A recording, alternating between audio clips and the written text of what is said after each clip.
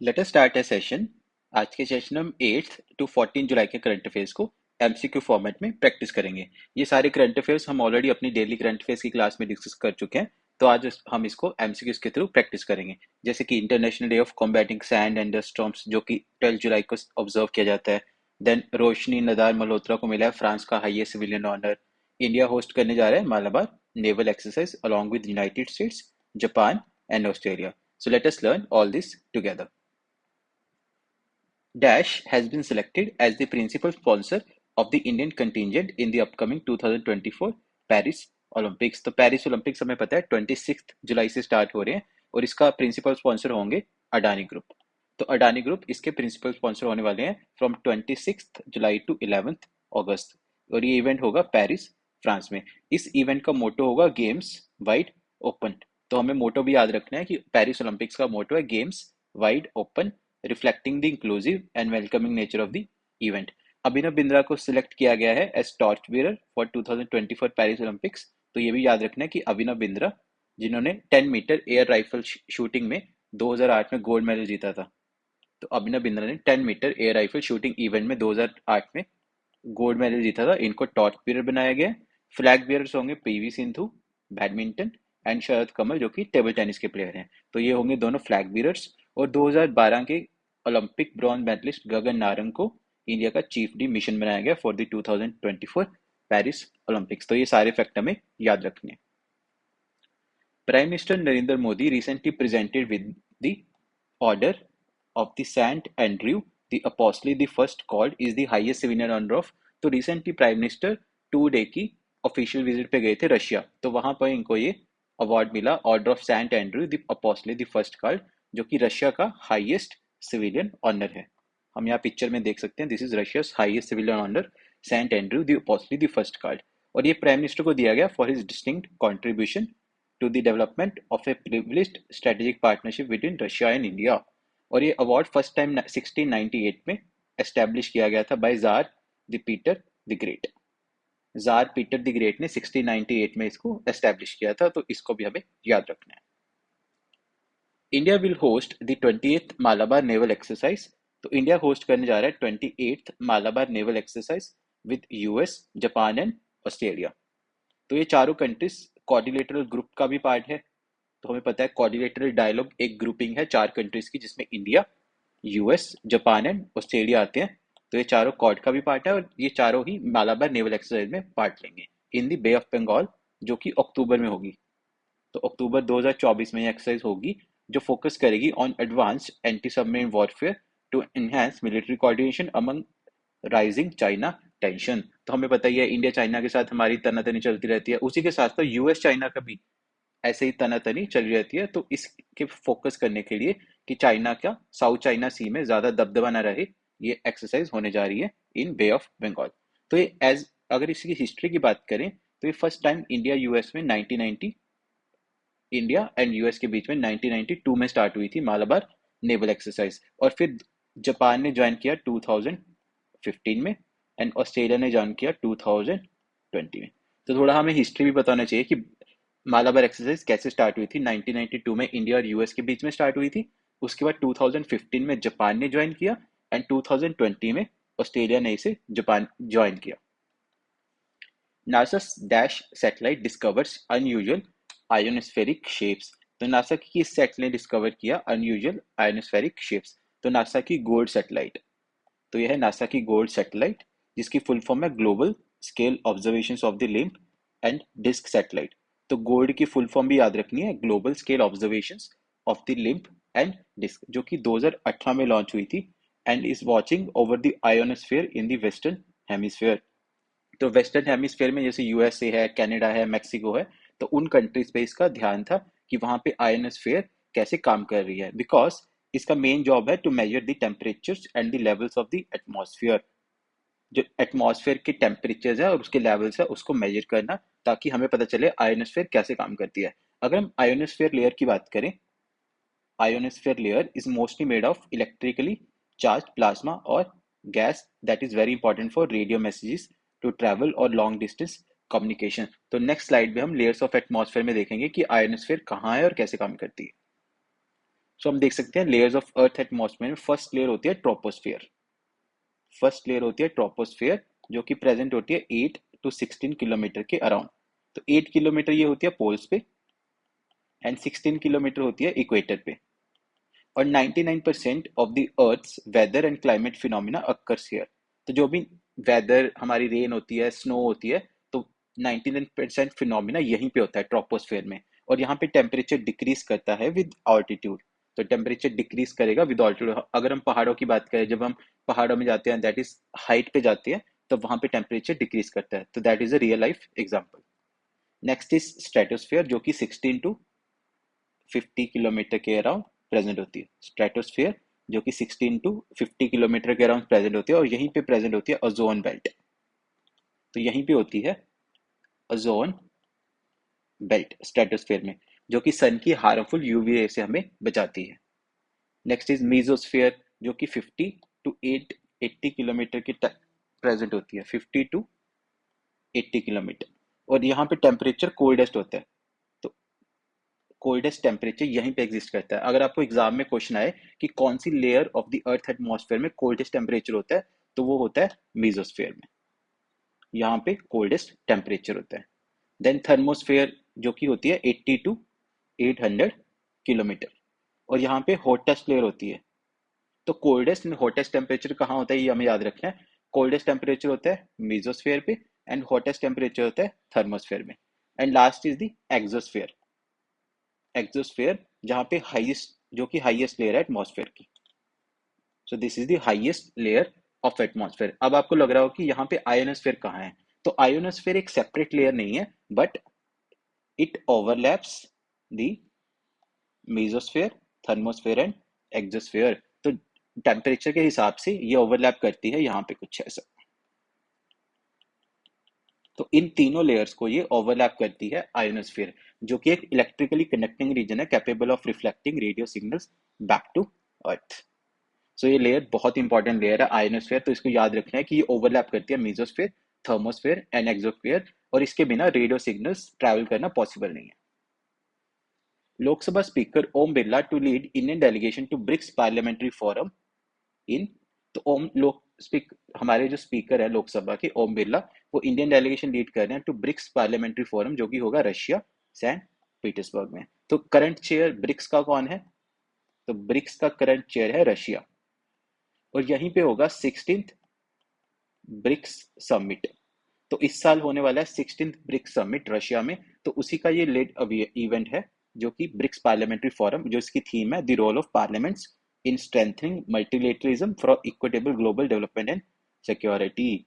तो इस फोरम की थीम भी याद रखनी है, the role of parliaments in strengthening multilateralism for equitable global development and security. तो ब्रिक्स के बारे में हमें पता चाहिए कि 2001 में फर्स्ट टाइम ये टर्म कॉइन की थी इकोनॉमिस्ट जिम ओनील ने, to describe fast growing economies. तो फर्स्ट टाइम ये टर्म कॉइन की थी इकोनॉमिस्ट जिम ओनील ने। देन 2006 में foreign minister of BRIC countries, जिसमें Brazil, Russia, India and China, ये इन्होंने मीट किया फॉर द फर्स्ट टाइम। उसके बाद 2009 में first formal head of states and government summit, जहाँ पे prime minister and president level के लोगों ने पार्टिसिपेट किया रशिया में। तो 2009 में फर्स्ट समिट हुआ था। और 2010 में साउथ अफ्रीका इसका मेंबर बना, जिसके बाद बना BRICS, Brazil, Russia, India, China and South Africa. Last year इसकी प्रेसिडेंसी थी साउथ अफ्रीका के पास, और इस साल इसकी प्रेसिडेंसी है रशिया के पास। तो ये इवेंट कजान रशिया में होगा, और नेक्स्ट ईयर इस ब्राजील के पास है। तो ये याद रखना है कि इसकी प्रेसिडेंसी इस साल रशिया के पास है, लास्ट ईयर साउथ अफ्रीका के पास थी, एंड नेक्स्ट ईयर ब्राजील के पास होगी। और इसी के साथ साथ हमें न्यू डेवलपमेंट बैंक के बारे में भी बताना चाहिए, जिसे ब्रिक्स बैंक भी कहा जाता है। न्यू डेवलपमेंट बैंक, जिसे ब्रिक्स बैंक कहा जाता है, इसमें BRICS countries plus UAE, Bangladesh and Egypt. तो ये 8 कंट्रीज इसका पार्ट है। BRICS countries plus UAE plus Bangladesh plus Egypt, जो कि लास्ट ईयर ऐड हुआ था। तो ये 8 कंट्रीज ब्रिक्स बैंक का पार्ट है, और इसका हेडक्वार्टर है शंघाई में। इसका हेडक्वार्टर कहाँ है? शंघाई में। अगर हम न्यू डेवलपमेंट बैंक की बात करें, इसके पास कोई वीटो नहीं होती, वन कंट्री वन वोट होता है। तो हर कंट्री के पास एक वोट होता है, और किसी के पास कोई वीटो पावर नहीं होती। एंड लास्ट ईयर जो समिट हुआ था जोहानिसबर्ग साउथ अफ्रीका में, 15th ब्रिक्स समिट, वहां पे 6 नई कंट्रीज को ज्वाइन करवाया गया था। तो 6 नई कंट्रीज ने ज्वाइन किया था, जिसमें से अर्जेंटीना ने ये ऑफर डिक्लाइन कर दिया। अर्जेंटीना ने इसको डिक्लाइन कर दिया, but Egypt, Iran, UAE, Ethiopia and Saudi Arabia ने एज न्यू मेंबर्स ज्वाइन किया। तो एज ऑफ नाउ ब्रिक्स में टोटल 10 कंट्रीज। तो ब्रिक्स में टोटल 10 कंट्रीज हैं अभी। 5 brick countries plus Egypt, Iran, UAE, Ethiopia, Saudi Arabia, but sixth जो member था अर्जेंटीना, उसने डिक्लाइन कर दिया। तो हम यहाँ पे देख सकते हैं कि ब्रिक्स में टोटल 10 कंट्रीज है, और इसके लिए एक मैजिक ट्रिक बनाई है, ICU BRICS. ICU BRICS. I for Iran, यहाँ पे है Iran. S for Saudi Arabia, यहाँ पे है Saudi Arabia. E for Ethiopia and E for Egypt and U for UAE. And BRICS तो हमें पता ही है, Brazil, Russia, India, China and South Africa. तो 10 कंट्रीज ब्रिक्स की हमें याद रखनी है। Who has been recently appointed as the chairman and managing director of Indian Energy Exchange? तो किसको रिसेंटली अपॉइंट किया गया है as the managing director and chairman of Indian energy exchange? तो इनका नाम है सत्यनारायण गोयल। तो सत्यनारायण गोयल को रीअपॉइंट किया गया है as chairman and managing director of Indian energy exchange. और इसी के साथ साथ हमें बाकी रिसेंट अपॉइंटमेंट्स के बारे में भी पता होना चाहिए, जैसे कि गोविंद सिंह, जिनको MD एंड CEO बनाया गया है उत्कर्ष स्मॉल फाइनेंस बैंक का। तो उत्कर्ष स्मॉल फाइनेंस बैंक, जिसका हेडक्वार्टर वाराणसी में है, वाराणसी यूपी में, तो इसका इनको मैनेजिंग डायरेक्टर एंड CEO बनाया गया है। देन सौम्या स्वामीनाथन को प्रिंसिपल एडवाइजर बनाया गया for the national tuberculosis elimination programme. Then Rajat Sharma, इनको प्रेसिडेंट बनाया गया of the news broadcaster and digital association. तो ये चारों अपॉइंटमेंट्स हमें पता होने चाहिए। Which country recently joined Colombo Security Enclave as fifth full-time member state? तो कौन सी कंट्री ने कोलंबो सिक्योरिटी कन्क्लेव को ज्वाइन किया है as fifth full time member state? तो ये ज्वाइन किया है बांग्लादेश ने। तो ये event recently 8th deputy national security adviser level meeting ये वर्चुअली हुई थी, मॉरिशस ने होस्ट की थी, और इसमें India, Mauritius, Maldives and Sri Lanka ने पार्टिसिपेट किया था, और इसको बांग्लादेश ने एज फिफ्थ मेंबर ज्वाइन किया। तो ये पांचों कंट्रीज याद रखनी है, India, Mauritius, Maldives and Sri Lanka पहले से इसका पार्ट थी, और बांग्लादेश ने as fifth member of the Colombo security conclave join किया है। और ये यहाँ पे ये भी डिसाइड हुआ कि 7th national security adviser meeting India में होगी इसी साल। 7th national security adviser level meeting India में होगी।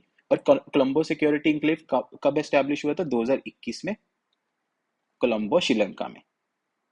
तो ये फोरम 2021 में एस्टैब्लिश हुआ था in Colombo Sri Lanka. UNESCO expands its world network of biosphere reserves by adding dash new biosphere reserves. तो यूनेस्को ने अपना world network of biosphere reserve को एक्सपैंड किया by adding 11 new biosphere reserves. तो रिसेंटली यूनेस्को ने 11 बायोस्फीयर रिजर्व्स को add किया अपनी वर्ल्ड नेटवर्क की लिस्ट में, और ये रही 11 की 11 बायोस्फीयर रिजर्व्स। यहाँ पे इंपॉर्टेंट बात है कि इंडिया की कोई भी साइट इसमें नहीं ऐड हुई। तो इंडिया की कोई भी साइट वर्ल्ड नेटवर्क में रिसेंटली नहीं ऐड हुई। तो इसी के साथ साथ टोटल साइट्स जो वर्ल्ड नेटवर्क में होंगी दैट इज 759। तो टोटल 759 साइट्स है वर्ल्ड नेटवर्क में, स्पैनिंग 136 कंट्रीज वर्ल्ड वाइड। अगर हम इंडिया की बात करें तो इंडिया में टोटल 18 बायोस्फीयर रिजर्व्स हैं। तो यहाँ पे ध्यान से सुनना है कि इंडिया में 18 बायोस्फीयर रिजर्व्स हैं, जिसमें से 12 वर्ल्ड नेटवर्क में आती हैं। तो 12 बायोस्फीयर रिजर्व्स यूनेस्को के world network of biosphere reserves की लिस्ट में आती है, बट टोटल 18 है। जो अंडरलाइन की हुई हैं वो सारी वर्ल्ड नेटवर्क में आते हैं, जैसे कि Nanda Devi, Panchmarhi, Panna, Achanakmar, Amarkantak, Nilgiri, Agasthyamalai, Gulf of Mannar, Great Nicobar, Simlipal, Sundarbans, Nokrek and Kanchenjunga, जो कि सिक्किम में है। तो ये 12 साइट्स वर्ल्ड नेटवर्क में आती हैं, और टोटल साइट्स हैं 18, जिसकी लिस्ट मैंने यहाँ पे, आप इसका स्क्रीनशॉट भी ले सकते हैं, और इसको मैंने PPT में भी डाल दिया है। So this were the 18 biosphere reserves, और जिसमें यहाँ पे मैंने लिखा भी है, जो कि बोल्ड लेटर्स या अंडरलाइनिंग में है, that are in the world network of biosphere reserves of UNESCO. International day of combating sand and dust storms 2024 is observed on. तो international day of combating sand and dust storms 2024 ये observe किया जाता है 12th जुलाई को। तो ये 12 जुलाई को ऑब्जर्व किया जाता है। तो यूनाइटेड नेशंस की जनरल असेंबली ने 12 जुलाई को प्रोक्लेम किया था as international day of combating sand and dust storms. 33rd Summit of the Heads of State and Government of the 32 members of North Atlantic Treaty Organization NATO recently took place in। तो यहाँ पे हमें दो fact पता करने हैं कि कितने मेंबर्स हैं। 32 मेंबर्स हैं। तो नेटो में टोटल 32 मेंबर्स है। और 33rd समिट कहाँ हुआ नेटो का? वॉशिंगटन डीसी यूएसए में। तो this was the 33rd summit of NATO और इसमें टोटल 32 मेंबर्स हैं। और नाटो फाउंड हुआ था 4 अप्रैल 1949 में। 4 अप्रैल 1949 में वॉशिंगटन डीसी में नॉर्थ अटलांटिक ट्रीटी साइन हुई थी जिससे बना था नेटो। और ये 75th एनिवर्सरी है नेटो की। तो इस साल 2024 75th एनिवर्सरी है नेटो की, तो हमारे लिए बहुत इंपॉर्टेंट है। और ये फर्स्ट समिट हुआ जब से स्वीडन ने एक्सीड किया है टू नेटो। तो हमें पता होना चाहिए स्वीडन 32nd मेंबर बना था नेटो का रिसेंटली, और उसके बाद ये फर्स्ट समिट हुआ। और इसका ऑफिशियल टाइटल क्या है? Ukraine and transatlantic security. तो इस समिट का ऑफिशियल टाइटल है Ukraine and transatlantic security. Which state has been awarded the title of Best State in Horticulture at the prestigious Agriculture Leadership Awards 2024?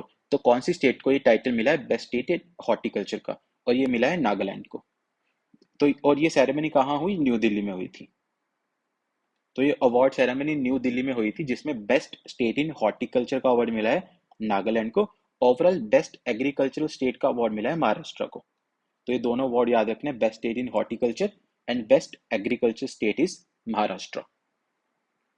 Indian Air Force participates in exercise Pitch Black 2024 hosted by the Royal Dash Air Force। तो इसको host किया था royal Australian air force ने। तो India की air force participate करने जा रही है एक्सरसाइज पिच ब्लैक 2024 जिसको होस्ट करती है royal Australian air force. Jagannath Yatra is a famous Hindu festival celebrated every year in the city of। तो जगन्नाथ रथ यात्रा रिसेंटली ऑब्जर्व की गई इन पुरी। ये हर साल पुरी ओडिशा में सेलिब्रेट की जाती है। जगन्नाथ पुरी रथ यात्रा भी इसे कहा जाता है। तो Jagannath Rath Yatra is an annual Hindu festival. ये एक एनुअल हिंदू फेस्टिवल है that celebrates the journey of lord Jagannath, his elder brother lord Balabhadra and his younger sister goddess Subhadra from their home temple in Puri to their aunt's temple in Gundicha about 3 kilometers away। तो इसी के लिए रथ यात्रा निकाली जाती है from the home temple in Puri to the aunt's temple in Gundicha 3 kilometres away. और इसको व्हाइट पगोड़ा भी कहा जाता है। तो ये याद रखना बहुत इंपॉर्टेंट है, इस टेम्पल को व्हाइट पगोड़ा भी कहा जाता है। और ये temple is a part of the चार धाम यात्रा। तो चार धाम यात्रा का ये पार्ट है along side Badrinath, Dwarka, Puri and Rameswaram. तो बद्रीनाथ कहाँ है? हिमाचल प्रदेश में, सॉरी उत्तराखंड में। द्वारका कहाँ है? गुजरात में। पुरी ओडिशा एंड रामेश्वरम में तमिलनाडु। तो याद रखना बद्रीनाथ उत्तराखंड में है, द्वारका गुजरात में, पुरी ओडिशा में एंड रामेश्वरम तमिलनाडु में। It is a splendid example of Kalinga architecture. तो ये टेम्पल बना हुआ है on Kalinga architecture. Which ministry recently initiated Project Pari for the 46th World Heritage Committee meeting? तो कौन सी मिनिस्ट्री ने रिसेंटली इनिशिएट किया प्रोजेक्ट परी for the 46th world heritage committee? तो इस साल 46th वर्ल्ड हेरिटेज कमेटी की मीटिंग इंडिया में होने वाली है। और यही कमेटी डेजिग्नेट करती है यूनेस्को वर्ल्ड हेरिटेज साइट्स। और यही कमेटी डेजिग्नेट करती है यूनेस्को वर्ल्ड हेरिटेज साइट्स। और इंडिया की मिनिस्ट्री ऑफ कल्चर ने एक प्रोजेक्ट स्टार्ट किया है, प्रोजेक्ट परी। तो प्रोजेक्ट परी हमारी मिनिस्ट्री ऑफ कल्चर ने स्टार्ट किया है इस मीटिंग के लिए। और इसकी फुल फॉर्म है public art of India. Project परी की फुल फॉर्म है पब्लिक आर्ट ऑफ इंडिया, जो कि मिनिस्ट्री ऑफ कल्चर का इनिशिएटिव है। इसको एग्जीक्यूट कौन करेगा? ललित कला academy and the national gallery of modern art. और यहाँ पे दिस प्रोजेक्ट परी will bring together more than 150 men and women folk and modern artists from the country to beautify various places in New Delhi, जैसे कि Bharat Mandapam, railway and road passes. India unveils indigenous light tank Zorawar developed by. तो India ने unveil किया recently light tank Zorawar जिसको develop किया है DRDO ने। तो ये याद रखना है कि लाइट टैंक जोरावर को डेवलप किया है डीआरडीओ ने। Developed by L&T in collaboration with DRDO। तो लार्सन एंड ट्यूबो जो कि प्राइवेट कंपनी है उसके साथ कोलैबोरेशन में DRDO ने ये टैंक को अनवील किया। Vinesh Phogat wins gold medal in grand prix of, तो विनेश फोगट ने रिसेंटली गोल्ड मेडल जीता in grand prix of Spain. तो इंडिया की 2 टाइम ओलंपियन विनेश फोगट ने गोल्ड मेडल जीता इन दी वुमेन्स 50 केजी कैटेगरी।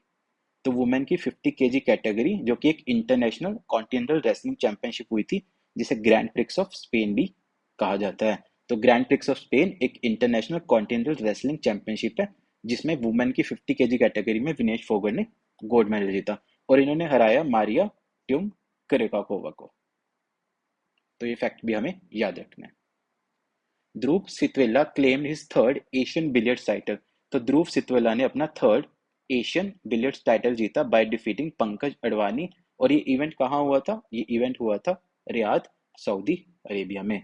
तो हम देख सकते हैं कि the Asian championship was organised by the Asian confederation of billiard sports. तो इसको ऑर्गेनाइज किसने किया था? Asian confederation of billiard sports in Riyadh, Saudi Arabia, जहां पे ध्रुव सितवेला ने डिफीट किया पंकज अडवाणी को। ये रहे ध्रुव सितवेला। HCL टेक्स रोशनी नडार। तो HCL टेक की रोशनी नडार को कॉन्फर किया गया with the chevalier de la legion de honour knight of the legion of honour the highest civilian award of. तो ये हाईएस्ट सिविलियन अवार्ड है फ्रांस का। और इससे पहले हमने देखा कि प्राइम मिनिस्टर मोदी को कौन सी कंट्री का हाईएस्ट सिविलियन ऑनर मिला है? रशिया का।